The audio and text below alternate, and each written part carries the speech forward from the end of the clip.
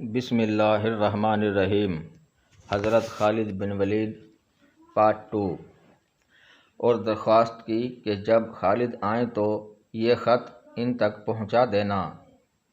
دوسری طرف خالد بن ولید رضی اللہ تعالی عنہ کے دل کی کیا حالت تھی اور بھائی کے خط نے کیا کمال دکھایا، اس حوالے سے خود حضرت خالد بن ولید رضی اللہ تعالی عنہ فرماتے ہیں، میں اکثر سوچا کرتا تھا کہ مجھے پیغمبر اسلام صلی اللہ علیہ وآلہ وسلم کے خلاف جنگوں میں ہمیشہ ناکامی کیوں ہوتی ہے، مجھے ہر جنگ اور ہر محاذ پر ناکامی کا سامنا کیوں کرنا پڑتا ہے۔ پھر آہستہ آہستہ میرے دل میں یہ خیال تقویت کرتا چلا گیا کہ کوئی غیبی طاقت میرے دل میں حضرت محمد صلی اللہ علیہ وآلہ وسلم کے لیے جگہ بنا رہی ہے۔ پیغمبر اسلام صلی اللہ علیہ وآلہ وسلم جب عمرہ کے لیے مکہ میں تشریف لائے تو میں نکل چکا تھا، جس پر میرے بھائی نے مجھے خط لکھا جس میں تحریر تھا کہ مجھے تعجب ہے کہ تم اسلام سے اتنی نفرت کرتے ہو، حالانکہ تمہارے جیسا عقل مند آدمی اسلام سے کبھی دور نہیں رہ سکتا۔ میرے بھائی، گمراہی کے اندھیروں سے نکل کر حق کی روشنی میں چلے آؤ۔ بھائی کا خط پڑھ کر میرے دل کی حالت بدل گئی اور میں رسول اللہ صلی اللہ علیہ وآلہ وسلم کے حضور میں حاضر ہو کر اسلام قبول کرنے کو بے تاب ہو گیا۔ حضرت خالد بن ولید رضی اللہ تعالی عنہ کے دل میں کسی پل چین نہیں تھا۔ آپ رضی اللہ تعالی عنہ نے مکہ کے کئی با اثر افراد کو حال دل سنایا، لیکن کسی نے بھی قبول اسلام کے حوالے سے آپ رضی اللہ تعالی عنہ کی حوصلہ افزائی نہیں کی۔ پھر آپ رضی اللہ تعالی عنہ نے دل کا حال عثمان بن طلحہ کو سنایا۔ وہ قبول اسلام کے لیے آپ کا ساتھ دینے کے لیے راضی ہو گئے۔ یوں حضرت خالد بن ولید رضی اللہ تعالی عنہ اور حضرت عثمان رضی اللہ تعالی عنہ حضور اکرم صلی اللہ علیہ وآلہ وسلم کی خدمت میں حاضر ہونے کے لیے مکہ سے مدینہ کی طرف روانہ ہوئے۔ راستے میں خدا کے مقام پر ان حضرات کی ملاقات حضرت عمرو بن العاص رضی اللہ تعالی عنہ سے ہوئی، جو حبشہ سے تشریف لا رہے تھے۔ انہوں نے حضرت خالد بن ولید رضی اللہ تعالی عنہ سے پوچھا، ابو سلیمان کہاں کا ارادہ ہے؟ حضرت خالد بن ولید رضی اللہ تعالی عنہ نے بتایا کہ قبول اسلام کے لیے مدینے کا ارادہ ہے۔ حضرت عمرو بن العاص رضی اللہ تعالی عنہ نے بتایا کہ وہ بھی یہی ارادہ رکھتے ہیں۔ 31 مئی سن 628 عیسوی کا دن اسلامی تاریخ میں بے حد اہمیت رکھتا ہے۔ اس دن اسلام کے دو عظیم جرنیل حضرت خالد بن ولید رضی اللہ تعالی عنہ اور حضرت عمرو بن العاص رضی اللہ تعالی عنہ حضرت عثمان بن طلحہ رضی اللہ تعالی عنہ کے ساتھ مدینہ منورہ میں داخل ہوئے۔ سب سے آگے حضرت خالد بن ولید رضی اللہ تعالی عنہ، ان کے پیچھے حضرت عمرو بن العاص رضی اللہ تعالی عنہ اور ان کے بعد حضرت عثمان بن طلحہ رضی اللہ تعالی عنہ تھے۔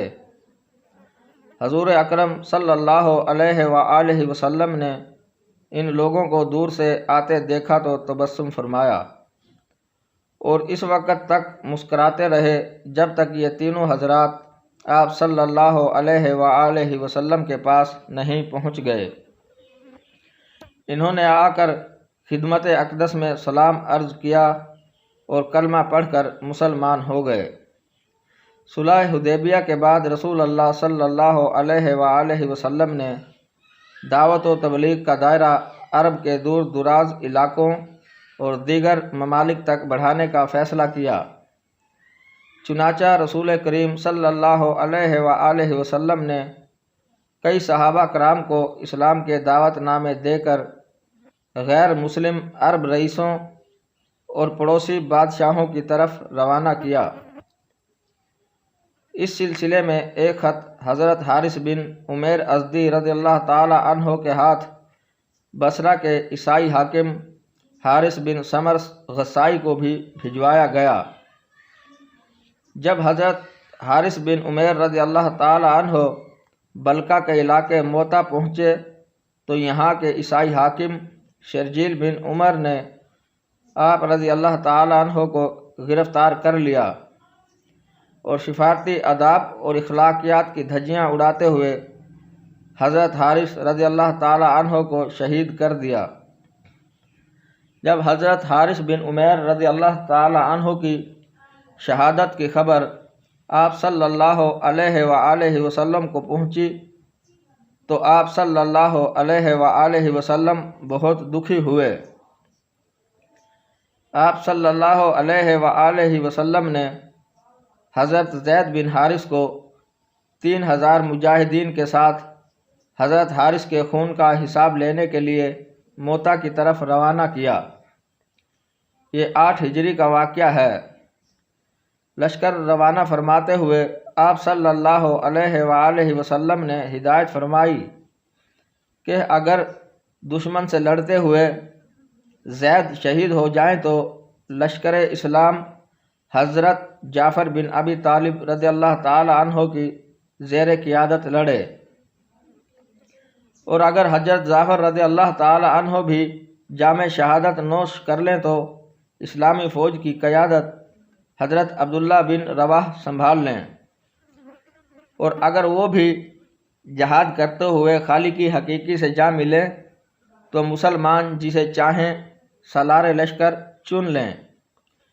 شرجیل بن عمر غسائی کو اسلامی فوج روانہ ہونے کی اطلاع ملی تو اس نے زور و شور سے جنگی تیاریاں شروع کر دیں، ساتھ ہی روم کے بادشاہ سے مدد طلب کی جو اتفاق سے ایک بڑے لشکر کے ساتھ اسی علاقے میں موجود تھا۔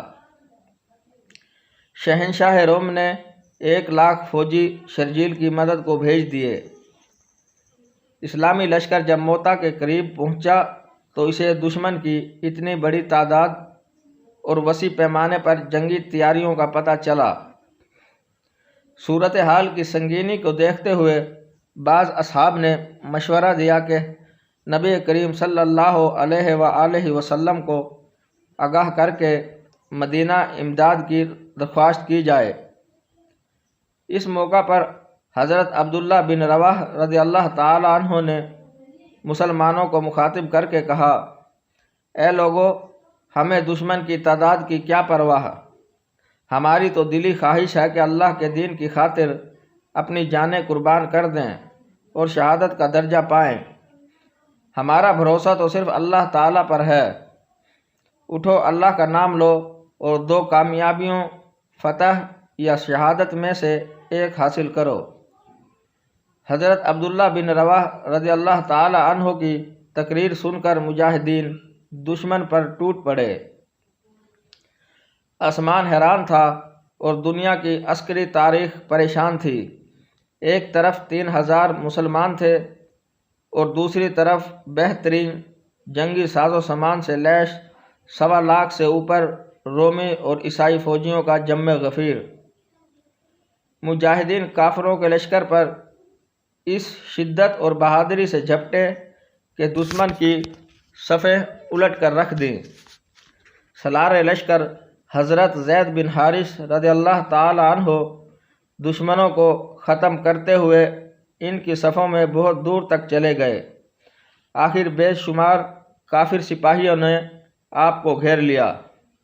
جاری ہے۔ ناظرین کرام، ویڈیو کا بقیہ حصہ اگلی ویڈیو میں ملاحظہ فرمائیں اور دیگر اسلامی ویڈیو دیکھنے کے لیے ہمارے چینل کو سبسکرائب کریں اور بیل آئیکن دبائیں تاکہ ہر آنے والی اسلامی ہسٹوریکل ویڈیو آپ کو ملتی رہیں۔ شکریہ۔